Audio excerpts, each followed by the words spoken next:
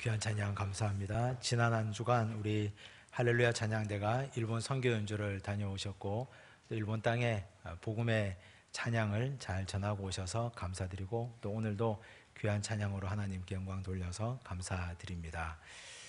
오늘은 역사 공부를 한번 해보려고 합니다. 조선의 건국의 시조는 태조 이성계입니다. 그 이성계의 가계도를 한번 보시면 이성계는 두 명의 부인이 있었습니다.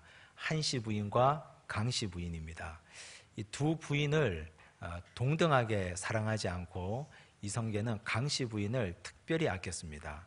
그런데 자녀는 한씨 부인에게서 아들이 6명이나 낳습니다.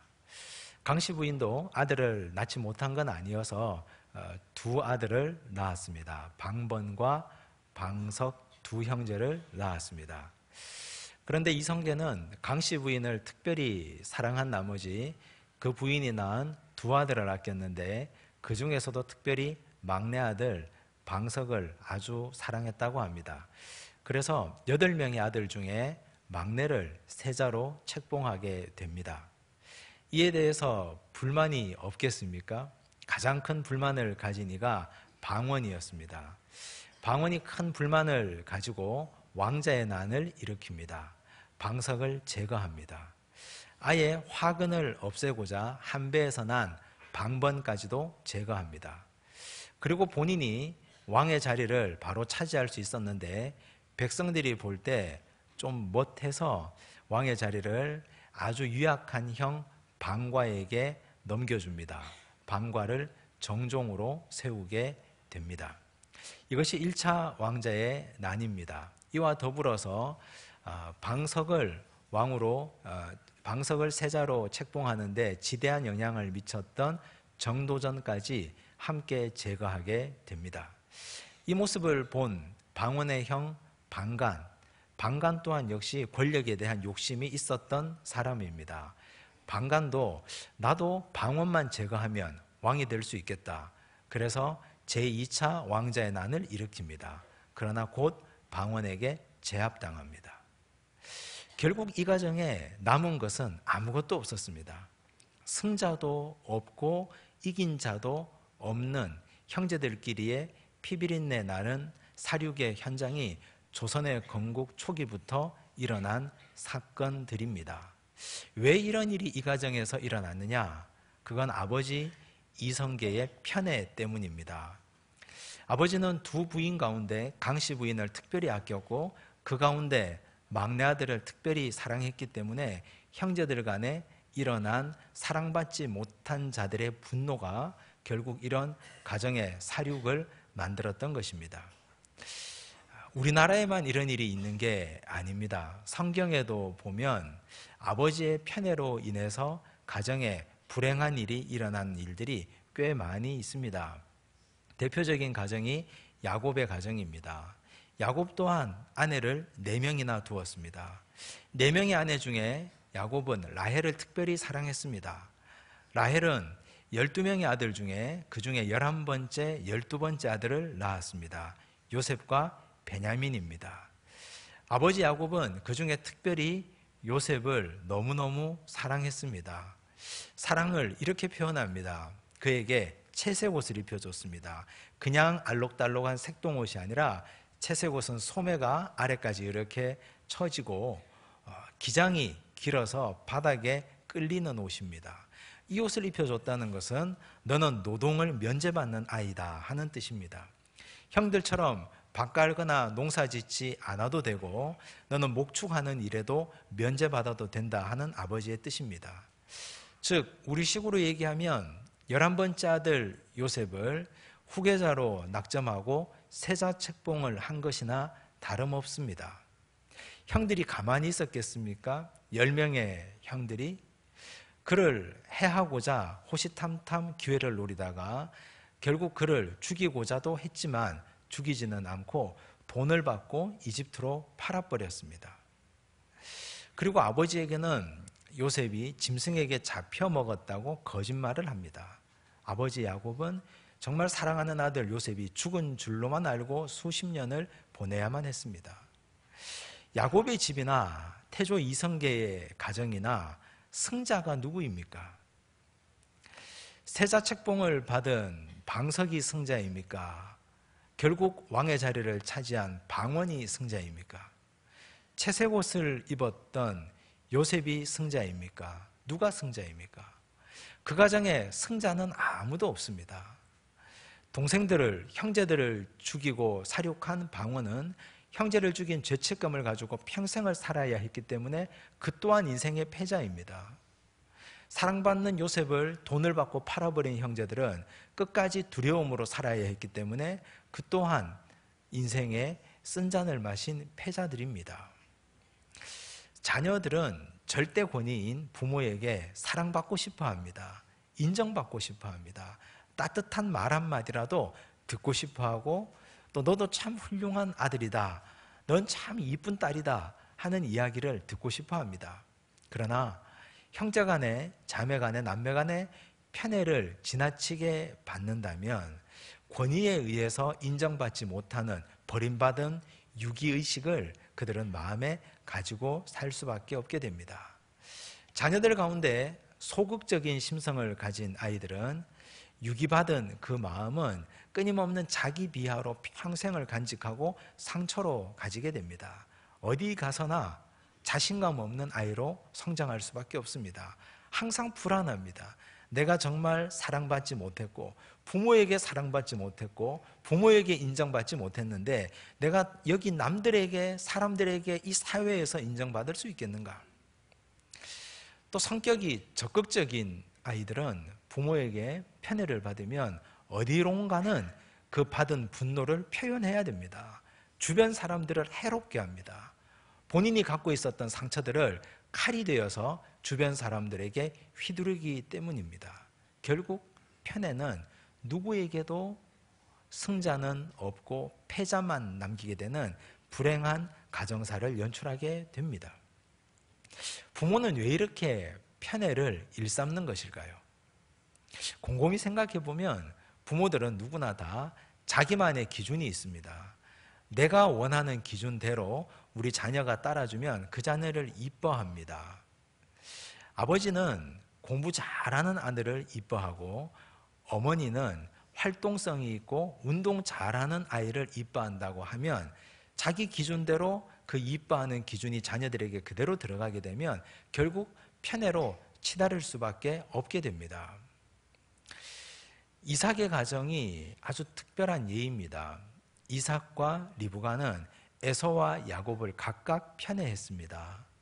이삭은 사냥을 좋아했고 사냥을 잘하는 아들이 잡아온 고기를 먹기를 즐겨했습니다. 이삭은 그래서 에서를 특별히 편애했습니다. 반면 리브가는 집에 있기를 좋아하고 어머니 일을 잘 돕는 야곱을 편애했습니다. 그 가정에 어머니 아버지의 사랑이 양극단으로 치달아 결국 돌이킬 수 없는 형제간의 비극을 만들어내게 되었습니다. 우리 가정도 혹시 이와 같지 않은지 한번 돌아보시기를 바랍니다. 부모의 절대 기준, 내가 원하는 기준대로 자녀를 양육하고 돌보다 보면 내 기준에 좀 합하지 못한 자녀는 덜 사랑스럽고 내 기준에 합한 자녀는 더 사랑스럽고, 이것이 누적되다 보면 자녀들은 편애를 마음에 간직하고 살 수밖에 없습니다. 이런 가정들은 예수 믿는 가정이라고 하면 부모의 기준, 남편과 아내의 기준이 아니라 하나님의 기준으로 자녀들을 사랑해야 될 줄로 믿습니다. 하나님의 기준은 말씀입니다.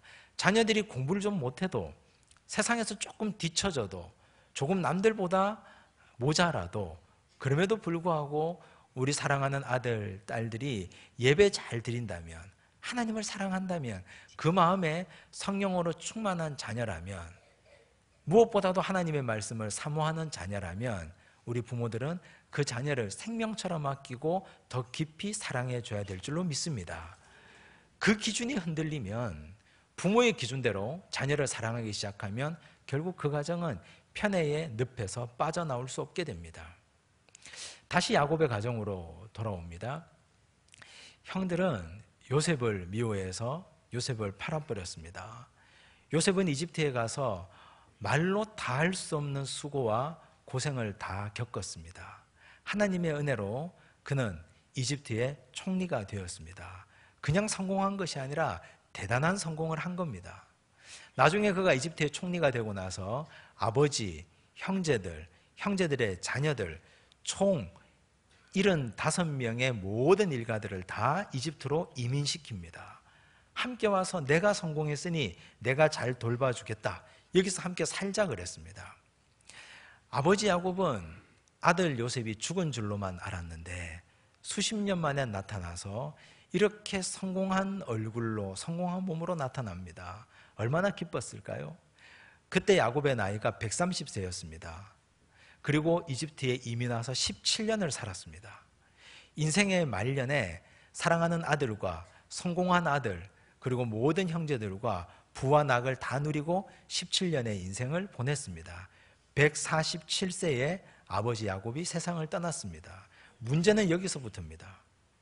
아버지가 죽고 나자 10명의 형들은 마음이 두렵기 시작했습니다. 어떤 두려움입니까? 이제 요셉이 우리에게 안갚음하지 않을까? 요셉이 우리에게 아버지 살아계실 때는 아버지 낯을 봐서 그렇게 하지 않았는데 아버지가 세상을 떠나고 나니까 우리에게 악한 대로 우리가 악행을 행한 대로 갚지나 않을까? 두려움이 생겼습니다. 그래서 그만 거짓말을 하게 됩니다. 16절과 17절 말씀입니다. 함께 읽겠습니다. 요셉에게 말을 전하여 이르되 당신의 아버지가 돌아가시기 전에 명령하여 이르시기를 너희는 이같이 요셉에게 이르라. 내 형들이 내게 악을 행하였을지라도 이제 바라건대 그들의 허물과 죄를 용서하라 하셨나니 당신 아버지의 하나님의 종들인 우리 죄를 이제 용서하소서 하며 요셉이 그들이 그에게 하는 말을 들을 때에 울었더라. 이 말은 거짓말입니다. 왜 거짓말이냐? 아버지 야곱이 정말 이런 마음이었다면 형들에게 말해서 요셉에게 전하라고 하지 않고 요셉을 직접 불러서 말했을 겁니다. 형들이 비록 너에게 악한 일을 행했지만 이제 좀 용서해 줘라. 이제 좀 그만 이해해주고 내가 세상을 떠나더라도 너는 그들에게 해를 가하지 마라. 이렇게 말했을 겁니다. 그런데 아버지는 그런 말 없이 그냥 세상을 떠났습니다. 그래서 두려웠던 형들이 거짓말을 하는 거죠. 이때 이 말을 들었던 요셉은 억장이 무너져 내렸습니다. 그래서 그 앞에서 눈물을 하염없이 쏟고 흘렸습니다. 왜냐하면 자신이 지금까지 형들에게 베풀어 주었던 사랑과 용서가 형들에게는 아직까지 마음속 깊이 전해진 것 같지 않았기 때문입니다. 그런데 형들은 요셉의 눈물을 또 오해했습니다. 아무 말도 하지 않았기 때문에. 그래, 내가 형들을 이제 이해합니다. 괜찮습니다. 말하지 않고 울기만 했기 때문에 저 눈물이 혹시 옛날 그 상처를 기억한 눈물이 아닐까? 저 눈물이 혹시 우리에 대한 분노의 눈물이 아닐까? 더 두려워졌습니다. 그래서 그들은 급기야 이렇게 말합니다. 18절 말씀입니다. 함께 읽겠습니다. 그의 형들이 또 친히 와서 요셉의 앞에 엎드려 이르되 우리는 당신의 종들이니이다. 굴욕스러운 모습까지 보입니다. 엎드려 절합니다. 우리는 당신의 종들입니다. 형들이 다 용서한 동생 앞에 아무리 권력이 있다 하더라도 그 동생 앞에 엎드려 우리는 당신의 종들이니 목숨만 살려주십시오. 이런 말을 하고 있습니다. 이들이 왜 이렇게 했을까요? 과거 악행에 대한 이거 용서받지 못했다는 불안감에 대한 두려움입니다. 두려움은 하나님이 주신 마음이 절대 아닙니다. 디모데후서 1장 7절 말씀에 보면 두려움에 대해서 이렇게 말합니다. 하나님이 우리에게 주신 것은 두려워하는 마음이 아니요 오직 능력과 사랑과 절제하는 마음이니. 능력, 사랑, 절제 이외에 내 인생에 두려워하는 마음이 생긴다면 이건 하나님 주신 마음이 아닙니다. 하나님 주신 마음이 아니면 누가 준 마음입니까? 사탄이 준 거죠. 형제가 형제를 용서했는데 그 용서를 용서대로 받지 못하는 10명의 형들의 이 불안한 마음, 이건 하나님이 주시는 마음이 아니라 두려워하는 마음, 사탄이 주는 마음입니다. 편애가 빚은 또 하나의 비극입니다.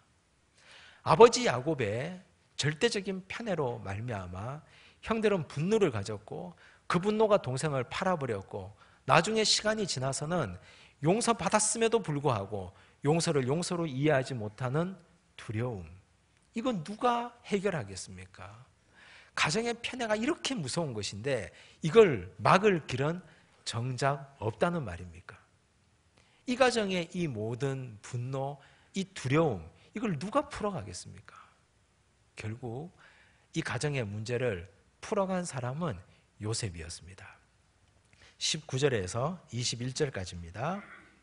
함께 읽겠습니다. 요셉이 그들에게 이르되 두려워하지 마소서, 내가 하나님을 대신하리이까. 당신들은 나를 해하려 하였으나 하나님은 그것을 선으로 바꾸사 오늘과 같이 많은 백성의 생명을 구원하게 하시려 하셨나니 당신들은 두려워하지 마소서, 내가 당신들과 당신들의 자녀를 기르리이다 하고 그들을 간곡한 말로 위로하였더라. 요셉이 풀어가고 있습니다. 왜 요셉이 이걸 풀 수밖에 없을까요? 요셉이 은혜 받은 사람이었기 때문입니다. 하나님은 요셉에게 큰 은혜를 주셨습니다. 그가 이집트에 팔려갔을 때 첫 번째 간 집이 보디발의 집입니다. 노예로 갔습니다. 그런데 노예인데 그 손으로 하는 모든 일이 하나님이 함께 하셨습니다. 다른 사람들은 하면 안 되는 게 요셉이 하면 잘 됩니다. 요셉이 농사 지으면 큰 풍년이 일어납니다. 다른 사람들은 절대로 안 되던 일이 요셉이 가면 다 풀려갑니다. 주인이 보고 깜짝 놀랐습니다. 너는 이제 우리 집의 모든 재반 사무를 맡아 있는 가정 총무가 되거라. 요셉에게 하나님이 기름 부어주셔서 그를 마음껏 축복하셨기에 이런 일이 일어났습니다. 누명을 써서 감옥에 갇혔습니다. 감옥에서도 그는 죄수를 돕는 죄수였습니다. 옥중 재반 사무를 관장한 감옥의 총무가 되었습니다. 사람들의 꿈도 해몽해 주었습니다. 이집트의 총리가 되어서는 어떻습니까? 7년 풍년 동안 곡식을 잘 비축했다가 7년 대흉년 동안 백성들의 배고픔을 해결해 주었습니다. 죽어나가는 사람이 없도록 다 그들의 생명을 살려주었고 이집트의 많은 사람들의 생명의 은인이 되었습니다. 이 모든 것이 하나님이 그에게 주신 은혜요 축복이었습니다. 요셉은 이 축복을 마음에 깊이 간직하고 있는 사람입니다. 마음에만 간직하고 그냥 있었던 것이 아니라 내가 은혜 받았으니 나도 은혜를 베푸는 사람이 되었습니다. 특별히 형제들에게, 가정에서 가족들 간에 문제가 있을 때가 있습니다. 특별히 머리 굵은 장성한 형제들끼리, 일가 친척들끼리 반목과 다툼이 일어날 때가 있습니다. 유산 문제, 재산 문제, 땅 문제, 그 외의 사소한 문제들로 우리가 속상할 때가 있습니다. 그때 이 문제를 풀어갈 수 있는 열쇠를 가진 사람은 한 사람밖에 없습니다. 그 가정에서 은혜를 가장 많이 받은 사람, 그 사람이 가정의 문제를 풀 수밖에 없습니다. 형님이라고 풀 수 있는 것도 아닙니다. 돈이 많은 사람이라고 가정의 문제를 풀 수 있는 것도 아닙니다. 가정에 일어나는 많은 문제는 하나님의 은혜를 가장 많이 받은 사람, 하나님이 그에게 은혜를 많이 부어준 사람, 그 사람만이 풀 수 있습니다. 하나님이 그렇게 하라고 은혜를 주셨기 때문입니다. 하나님이 값없이 은혜를 주셨으니 값없이 받은 은혜, 내가 받았으면 나도 흘려보내고 나도 나누고 살아야 됩니다. 제가 아는 한 권사님이 자기 인생을 쭉 돌아보며 간증을 하시는데, 이분이 삶이 이렇습니다. 어려서 그는 아주 예수 잘 믿는 가정에 이쁜 딸로 자랐습니다.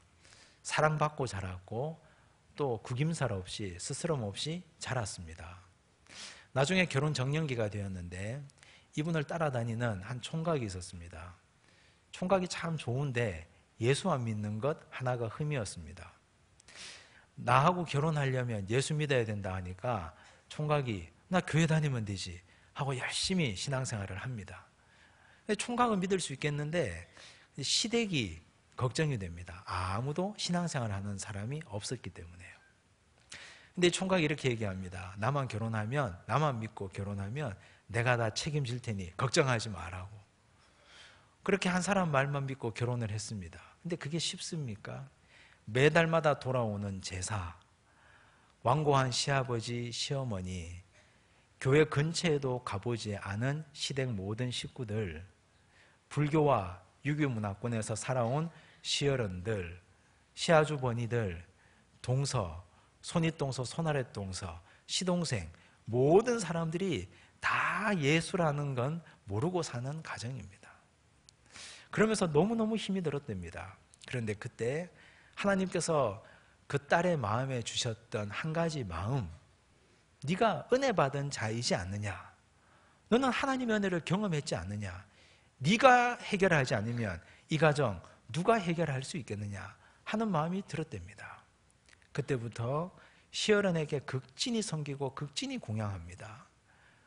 또 시숙들, 동서, 조카, 모든 사람 할 것 없이 하나하나 작은 것까지 다 챙기고 사랑으로 성심껏 섬기고 돌보았습니다. 물질이 많아서 절대 그렇게 할 수 없습니다. 돈이 있다고 할 수 있는 것도 아닙니다. 시간이 남아 돈다고 할 수 있는 일도 아닙니다. 내가 은혜 받았기 때문에 30년 이상을 그렇게 했습니다. 나중에 시어른들 다 돌아가시고 난 이후에 제일 큰 시아주버니가 이제 우리 제사 폐합시다.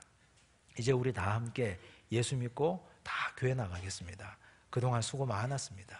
이 한마디 말로 자신의 30년 넘는 그 고생과 그 수고가 다 보상받았던 이야기입니다. 은혜 받은 사람만이 할 수 있습니다.